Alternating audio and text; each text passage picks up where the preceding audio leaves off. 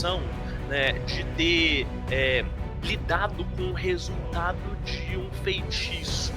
Pela primeira vez, eu vi ela nos olhos de muitas outras pessoas depois desse dia. A valorização principal dela é o aumento de possibilidades do indivíduo. Então, a manifestação do caos é a manifestação do aumento de possibilidades. E aí você pode entender que essa é uma magia ultra progressista, né? No sentido justamente de quebrar dogmas, de dissolver crenças.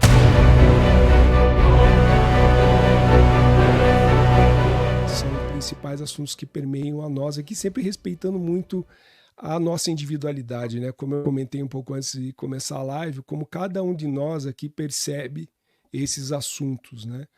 E eu vejo uma conexão muito bacana com o que você desenvolve no Diário Mágico, porque você também escuta pessoas e você respeita essas individualidades. Isso é mágico, isso é magia, né? Respeitar o como cada um se manifesta, né? Eu acho que uma das coisas mais legais, assim, sobre produção de conteúdo acerca de magia e de espiritualidade é a gente entender que né, vocês, né, a gente, enquanto hosts, enquanto pessoas à frente de algum programa, nós vamos nos transformando conforme nós vamos vivenciando aquilo. Então, os convidados eles vão trazendo novos insights, coisas que a gente aplica na nossa vida, coisas que a gente refuta, coisas que a gente né, analisa e pensa um pouco melhor. E essa transformação, ela modifica também o conteúdo que a gente está entregando, né? Então, o Luciano, o Roberto, o Alexandre, que estão aqui agora, não serão os mesmos daqui a 2, 3, 4 meses, a 2, 3, 4 anos, né? E isso vai inevitavelmente influenciando também a forma como a gente produz conteúdo, as pessoas que a gente convida, os nossos interesses, a forma como a gente comenta ou não. Então, é tanto um exercício, às vezes, da gente se abster de fazer comentários, quanto também de quando a gente encontra pessoas que têm perspectivas muito parecidas com as nossas, né, de convergir e construir um conteúdo, um entendimento mais profundo em um tópico que é, né, do nosso prazer, um tópico que é do nosso interesse, né? Então, inevitavelmente, né, vão ter pessoas com quem a gente vai se conectar mais profundamente, e isso vai gerar algo que traz uma realização pessoal tão profunda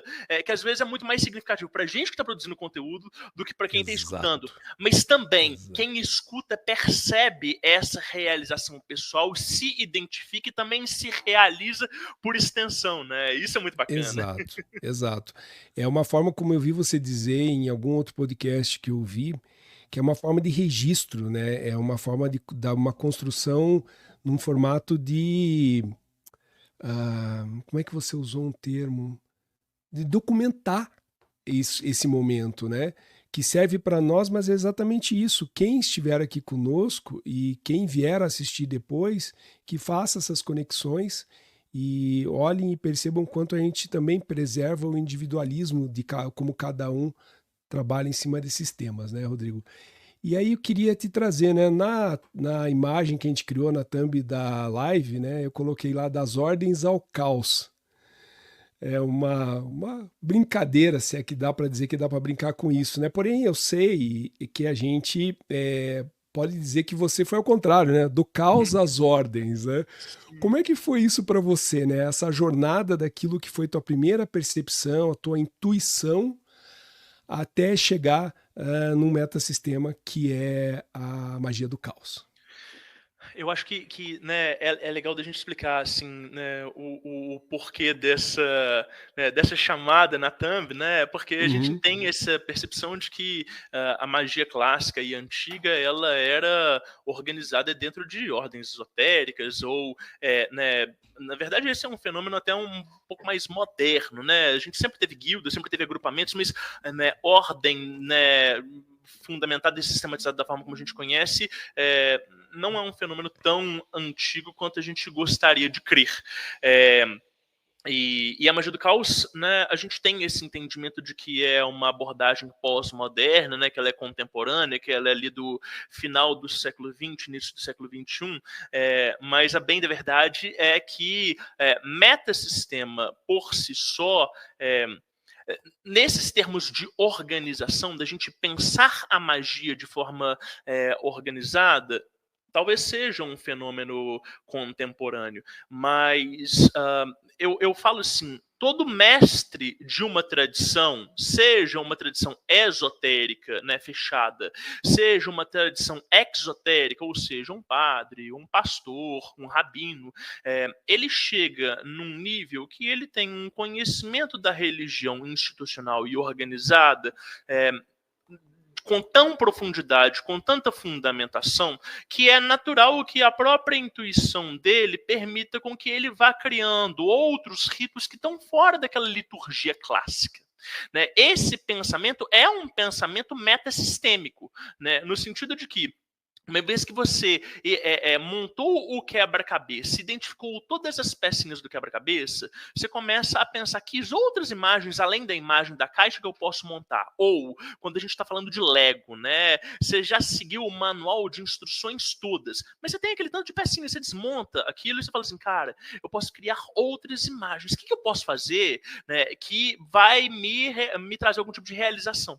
Né? Às vezes você tem alguns blocos, algumas figuras que você vai montar e que elas vão ser completamente abstratas e não vão trazer nenhum tipo de significado. Mas às vezes você vai conseguir construir coisas muito mais interessantes e que estão além da liturgia, estão além, né, do que é a proposta clássica da religião institucionalizada. Então, a magia do caos é mais ou menos isso. Você lidar com os recursos que você tem, você lidar com as pecinhas que vêm, né, dentro daquela caixa e se expressar, né, criar novas formas no mundo. E aí, né, eu falo isso, né, a gente fala assim, do caos às ordens, porque eu começo a minha carreira pela magia estudando magia do caos. Né? Eu sou um adolescente cético ali aos meus 19 anos de idade, que desistiu de todo e qualquer tipo de forma de espiritualidade, e estou numa juventude rebelde até encontrar uma pessoa que vira para mim e fala assim, olha, você é um cara muito interessante, né? Você tem, você merece saber mais. Eu falei, como assim? Aí ele falou, olha, você acredita em magia? Eu falei, magia? Como assim? Você tá falando de soltar foguinho pela mão e tal? Aí ele riu, assim, um sorriso muito sarcástico, né? Me deu um pendrive que estava no bolso dele e falou, ó, aí tem, né, 2 documentos, né? Dá uma olhada, experimenta e depois a gente troca ideia. E aí eu fui para casa, assim, muito curioso, né? Tanto curioso pelo conteúdo dos documentos, quanto também pelo sorriso sarcástico que aquele cara me deu, porque eu falei assim, putz, ele não tá me dando uma parada que é van, né? Não é uma parada que seria entregue para qualquer pessoa, né? E eu abri no meu computador e tinham 2 livros de magia do caos, né? Era o Pop Magic, do Grant Morrison, e o Caos Instantâneo é um enxerto de um livro do Phil Heine, né? São 2 autores de magia do caos. E eu li, eram documentos de tipo assim, 20, 30 páginas, não era um livro completo e tal. Eu li aquilo com um misto de euforia e medo. Né, porque quando eu estava lendo aquilo, eu sentia que muitas das certezas que eu tinha internamente quando eu era criança e que eu nunca tive nenhum tipo de validação interna, nem pelos meus pais ou familiares, nem por amigos ou professores, eu não tinha ninguém que pudesse validar nenhum tipo de conhecimento místico, esotérico ou mágico na minha vivência. Né? Eu fui uma criança criada completamente fora da religião. Até os meus 17 anos de idade eu não sabia a diferença entre um católico e um evangélico, por exemplo. Né? É uma coisa que é básica, eu não fazia a menor ideia de tão abstrato que o assunto era para mim. Né? Mas quando eu li esses documentos, eu falei assim, putz, aí tem algo que comunica diretamente com ideias que elas estavam adormecidas dentro de mim. Então eu volto no dia seguinte, né, e viro para esse cara e falo assim, cara, isso aqui é real? Ele riu, né? Ele entendeu que ele tinha conseguido me convencer do ponto dele sem ter que discutir nenhum tipo de palavra, né? Ele não teve uma argumentação verbal, né? Ele me apresentou fontes e eu validei elas por conta própria, né? E ele falou assim, eu não vou te falar se é real ou não, né? Testa aí. Né? Eu conto essa história porque ela é muito legal, né? Eu era garçom, né, num restaurante, e eu virei para ele e falei assim, então vou testar aqui agora. E fiz um sigilo, né? Sigilo é uma das técnicas de magia do caos. A gente cria um símbolo para manifestar uma intenção, uma vontade. Então eu fiz esse símbolo ali enquanto a gente estava atendendo as mesas, né? Desenhei no papelzinho, colei debaixo da bandeja, falei assim, ó, né, a minha intenção é que a gente ganhe mais gorjeta do que a gente está acostumado a ganhar, né? E aí ele riu assim, ele falou assim, tá vendo, você leva jeito pra parada. E aí a gente Sensacional.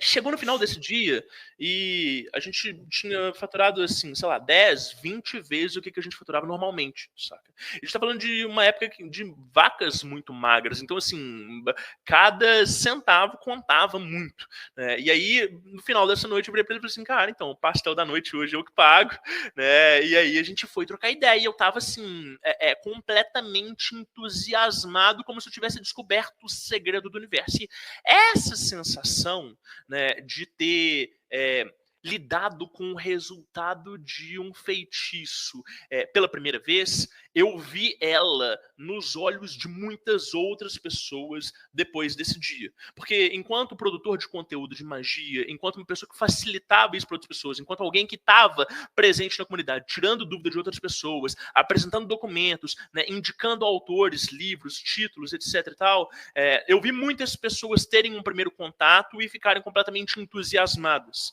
né? E vi também muitas pessoas entusiasmadas acharem que eram donos do mundo, né? Já escutei uma pessoa falando assim, nossa, agora com esse conhecimento eu sou o dono dessa porra toda, eu vou fazer e acontecer. E não é bem assim, né?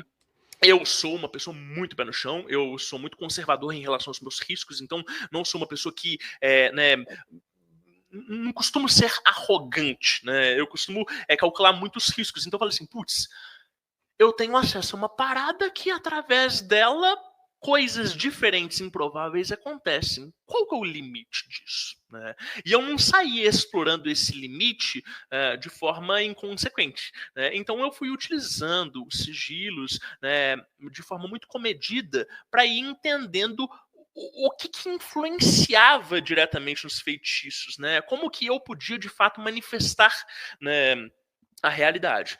E fui entendendo que, eventualmente, existem algumas amarras, existem algumas limitações. Essas limitações, elas não são psicológicas, elas são, muitas vezes, né, objetivas, né? Então, você não consegue voar, você não consegue soltar bola de fogo pela mão, né? Não através meramente da intenção, né? Eu diria até que existem manifestações físicas, né, que elas beiram a fantasia, mas elas não são meramente um ato de vontade, né? Elas exigem um pouco mais de estruturação interna e externa também. E aí, isso não foi algo que demorou para eu entender, né? Eu fui entendendo muito rapidamente que as limitações, elas não eram meramente internas, como muita gente gosta de dizer por aí. Porque dentro da magia do caos, as pessoas falam assim, ó, tudo é psicológico, né? Essas ferramentas todas de sigilo, servidor, né, demônios, anjos, tudo isso são meramente ferramentas que você utiliza para operar esse universo interno seu, que é muito mais amplo do que você imagina, e que, a partir dessas operações, você consegue interferir diretamente na realidade. Eu não entendo assim. Eu entendo que esse universo interno nosso, ele sim, de fato, é imenso, né? Mas também a realidade é imensa e ela esconde uma série de camadas e uma série de recursos diferentes que muitas pessoas, em geral, nunca têm nem sequer acesso. Quem dirá racionalizar a partir disso, né? Então é como se, vamos colocar em termos de moedas, né? É como se existissem inúmeras moedas, né, no mundo afora, e que você pode comprar coisas diferentes com elas. Mas a maioria das vezes você nem chega a ter acesso a outras moedas porque você não viajou para outros lugares ou você não tem acesso àqueles produtos. Então, né, você nem tem esse recurso, quem dirá sabe pensar e fazer matemática com eles, né?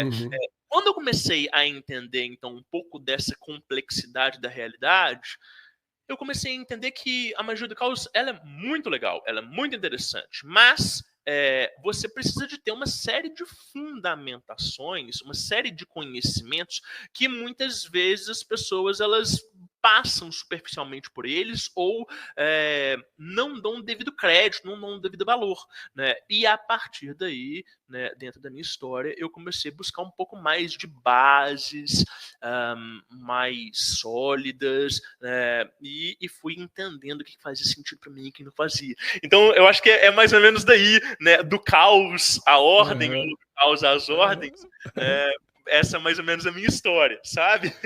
Não, fantástico, Rodrigo. E até para as pessoas entenderem, né, e é um pouco também da brincadeira com a thumb, né, das ordens ao caos, não é à toa que as ordens são chamadas de ordens ou tradições, né?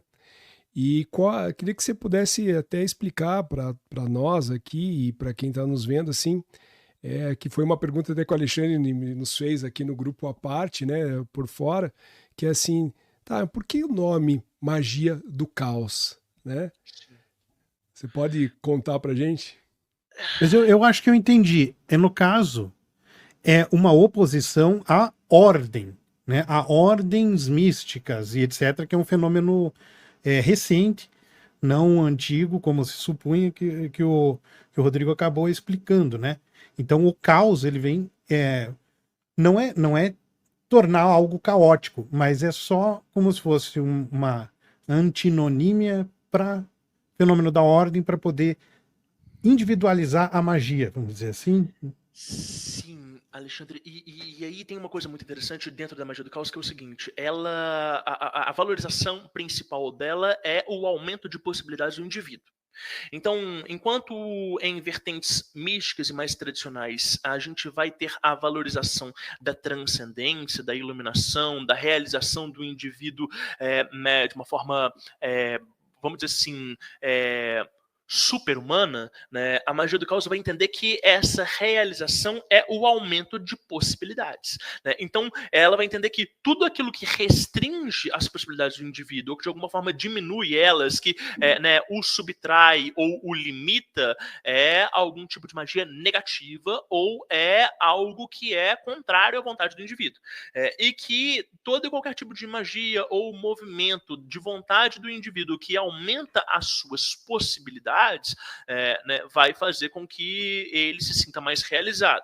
E esse aumento de possibilidades exponencial é um aumento caótico, né? Ele não é um aumento ordenado, porque novas possibilidades precisam passar depois por um processo analítico de agrupamento e ordenação, né? Então, a manifestação do caos é a manifestação do aumento de possibilidades. E aí você pode entender que essa é uma magia ultra progressista, né? No sentido justamente de quebrar dogmas, de dissolver crenças, né, ela lida com as crenças como um recurso, como uma ferramenta para a produção de resultados. Então é uma magia que ela é, por definição, iconoclasta, né, no sentido de encontrar cultos e deuses antigos que de alguma forma suscitam essa limitação das pessoas, né, e brincar com isso, dissolver isso. Então, é irreverente e é iconoclasta no sentido de buscar novas possibilidades de expressão do sagrado. Agora, o ponto que me incomoda pessoalmente é justamente como que você define o que é limitação e o que não é. Isso é um arbítrio, né, pessoal, isso é um juízo de valor. Então, muitas das vezes, né, você tem uma série de magistas que eles estão vamos dizer assim, se degladiando com pilares que podem ser bem sólidos e que ele simplesmente não conseguiu compreender aquilo.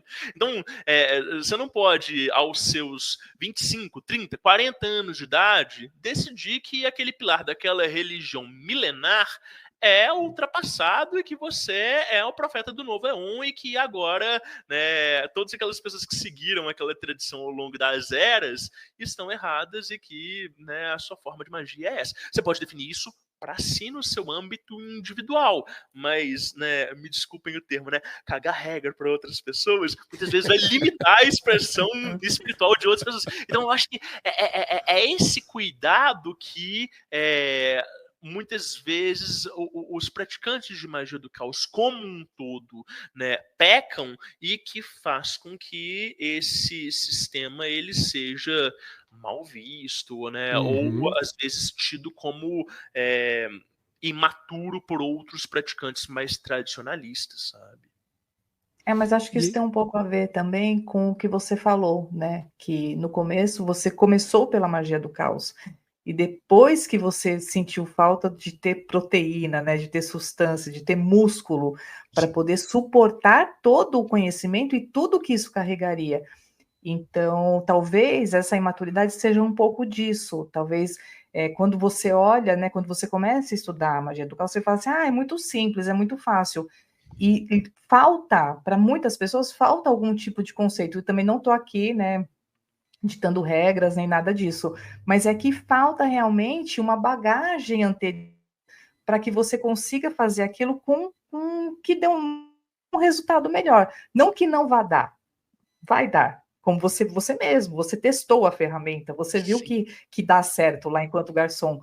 Mas se você tem uma bagagem, se você tem um conceito fundamentado, é muito melhor, né? Então, talvez essa coisa do mal visto seja um pouco disso. E aí, Roberta, eu fico sempre pensando o seguinte, que as pessoas elas têm uma espécie de miopia para as próprias necessidades delas.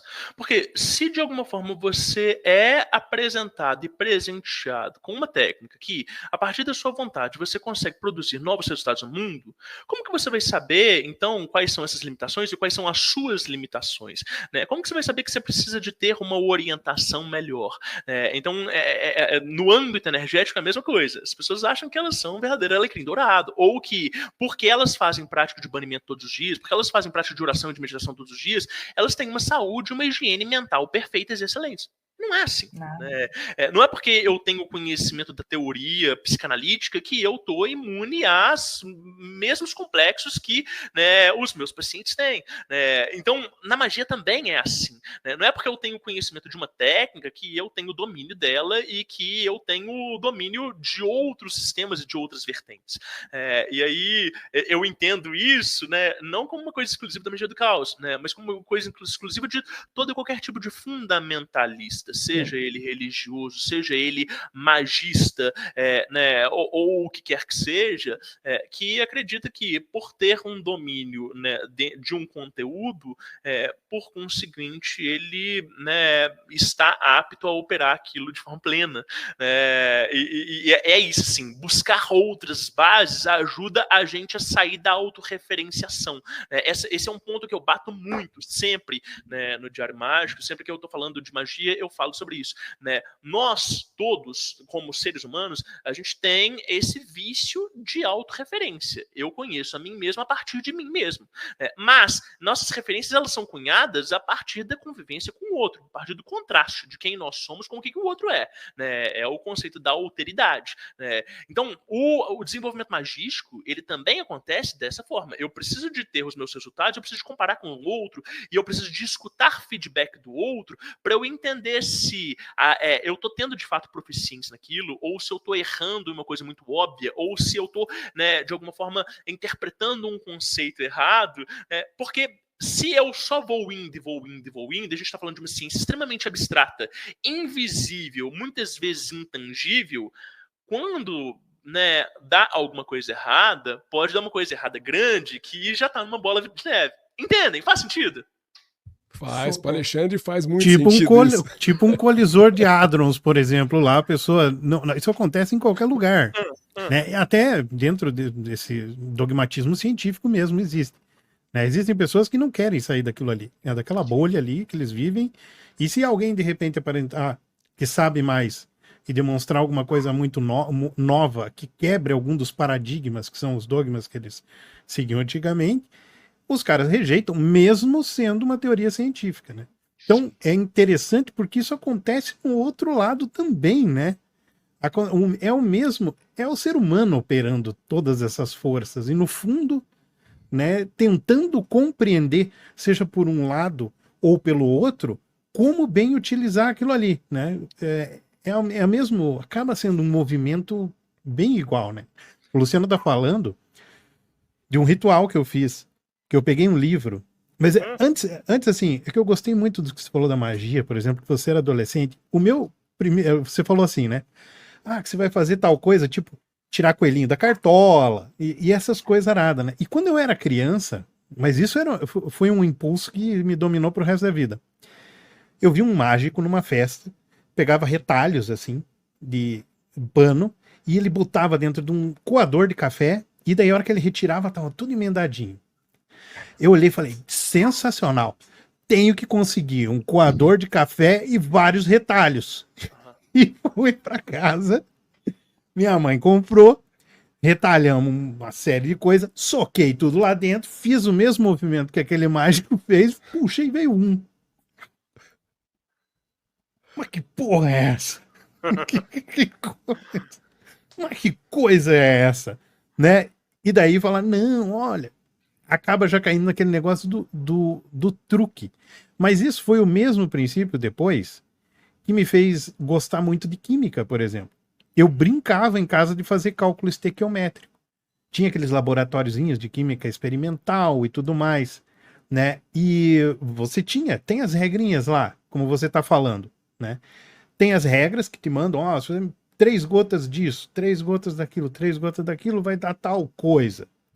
Mas a hora que você tá com o laboratório todo na tua frente, né? Você se prender somente às regras que estão ali naquele bagulho, não é uma coisa limitante? Total. E aí você quer sentir os recursos que você tem ali, né? É. E chega no momento que aquele laboratório ele é insuficiente para você. Você precisa de buscar outras poções e outros elementos e precisa de investir em novos tubos de ensaio e eu entendo, é exatamente isso. Precisa de mais carpê para derreter da casa, né, Alexandre? Exato. Bando bermudas, carpês e outras.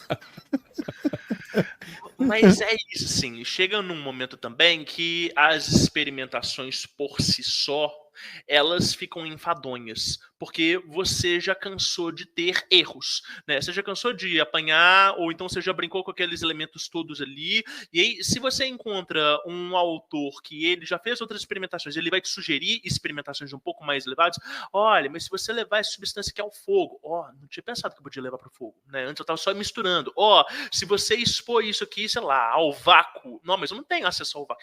E aí, né, na hora que você tem alguns autores que eles já passaram por aquele processo fundamental, né, e estão te indicando outras formas de experimentação mais avançadas, aquilo se torna, né, interessante.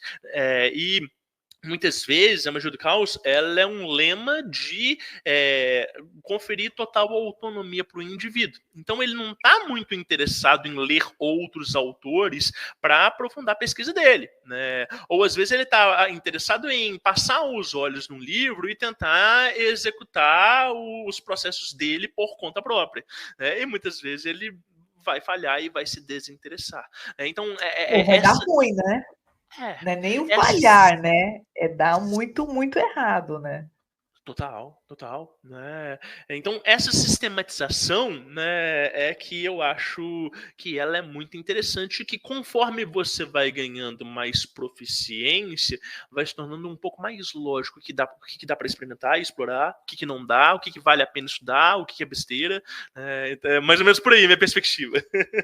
E não é só curiosidade, né? Assim, pode ser que em um primeiro movimento a magia do caos seja tão acessível que basta a curiosidade, né? Quero ver se funciona. Funcionou. Acabou. A curiosidade pode morrer ali, ou como ela pode fazer com que a pessoa procure mais, que se exija mais de si, né? E aí vá atrás de um aprofundamento dentro da própria magia do caos, para não categorizar ela e estigmatizar ela como algo superficial, vá a fundo nela e além, né? E em outras formas de magia. E aí o Alexandre, eu brinquei com o Alexandre ali, Rodrigo, que você estava falando dos erros ali, né? De mexer com algumas questões. E aí eu só puxei para o Alexandre dar continuidade aí do porquê da conexão. Manda aí, Ali. Tinha um livro que na minha adolescência eu tinha comprado, que o nome era O Diabo para Principiantes. E ele falava de todos os tipos de diabo ali, né? Os nomes deles e tal. E no final tinha um roteirinho com vários rituais, né? E eu achei um ali interessante, que era para evocar o demônio Oráculo Gulan. Era o nome. Você tinha que fazer um círculo no chão com algum tipo de material que não fosse tipo giz, carvão ou coisa assim, né? E escrever num pedaço de papel, 2 vezes não entra o nome do cara, né? Colocar ali e colocar um pão queimado e aguardar até meia-noite, né? Que meia-noite ele se manifestaria e você poderia fazer a pergunta que você quisesse. Eu fui fazer só de curioso mesmo para ver se a bagaça funcionava. Eu não tinha nenhuma pergunta para fazer para coisa. De fato, sabe? Não tinha nada que eu... E nem A paciência pergunta para era- esperar da meia-noite. A pergunta era assim: isso funciona? Era a única pergunta que eu tinha para fazer. Aham. E tava horário de verão e tal, comecei a beber, um vinho horrível, era um vinho Vinhos Del Rey, que era no outro lado da rua da minha casa, tava numa garrafa de Orloff ainda, assim, era Caraca. Vinhos Del Rey, garrafa alto relevo Orloff. Era um vinagre horrível. Pegou, me deu sono, eu fui dormir, não sei que horas tinha, e começou a acontecer uma série de coisas bem bizarras na minha casa, inclusive alguma coisa com a minha mãe mesmo, né? Ela foi o principal alvo daquela entidade ali que eu acabei evocando. Ela desapareceu quando chamaram Padre Capuchinho e tal, né? Pra fazer lá, tentar limpar o ambiente e tudo mais. Não sabiam o que eu tinha feito. Só tinha eu e o Andrei. Eram as 2 únicas pessoas que sabiam que eu tinha feito esse negócio em casa. Mas minha mãe estava mal, ele sempre, né, família bem católica e tudo, ia lá, chama, o Padre Capuchinho vai te benzer, e levava na benzedeira, coisa nada. Foi a igreja messiânica, quando chegou lá, 2 pessoas, eles começaram a fazer aquela imposição de mãos, Chorei. que faz, acho que 2 vezes na frente, uma atrás e a última na frente. Quando fez 2 vezes, ela saiu correndo, foi pro banheiro.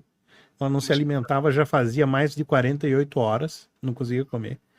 E vomitou, sim, foi um rio de coisas. Sim. E desapareceu. Na mesma noite eu sonhei no meu quarto com a entidade, Olha. só que ela estava no telhado. E eu vi que a janela estava aberta, eu fui fechar a janela, uma mão me puxou para o telhado e eu olhei para ele. E tava lá essa entidade segurando aqui assim um livro. Ah, E eu entendi na cara dizendo assim, eu não consigo mais entrar e faz de novo. Desse naipe aí. que doido. Que Por doido. não saber, por curiosidade, olha a porcaria que deu, né? Mas olha, Alexandre, essa sua história ela abre espaço então para eu avançar um pouco, né, e contar um pouco dessa minha história, porque quando você tem contato com magia em termos ocidentais, a gente está acostumado a ter acesso a uma perspectiva de uma perspectiva um tanto esterilizada. Os autores ocidentais mais famosos, eles são muito racionalistas, eles são muito analíticos, né? Eles tiraram boa parte do misticismo dentro do sistema da magia. E quando eu começo a estudar magia do caos, e aí eu vou estudar cabala, astrologia, tarô, eu entro naquela tríade, né, simbólica, né, de um neo-hermetismo. Aliás, não é um neo-hermetismo, mas, né, que flerta ali com as ordens, né, europeias, né, Golden Dawn, né, as fraternidades Rosa Cruz, etc. E aí, eu estudo isso por bastante tempo, né? É um lugar de afeto e de interesse. Mas eu começo a entender que os rituais que eles são previstos nessas ordens, eles mexem com algum tipo de recurso, né? E que ninguém fala exatamente sobre o que é esse recurso. Você tem a descrição do ritual e você tem a definição de qual que é o resultado esperado. Então, o ritual menor do pentagrama. É um ritual de banimento de ambientes. Execute esse ritual e o ambiente vai ficar limpo. Tá, Mas tal como a cartola do mágico, que não é só você meter retalho, botar a mão e tirar, vai sair, como que eu consigo mensurar se foi suficiente para limpar o ambiente ou não? Como que eu consigo mensurar se a minha prática está sendo adequada ou não? Concordam comigo que existe um recurso invisível nisso e que ninguém está falando de métrica, ninguém está dando qualidade e quantidade para isso? Falei, putz, tem alguma coisa aí que as pessoas estão operando com isso diretamente, mas não conscientemente. O que é isso? Energia. Tá, legal. Energia.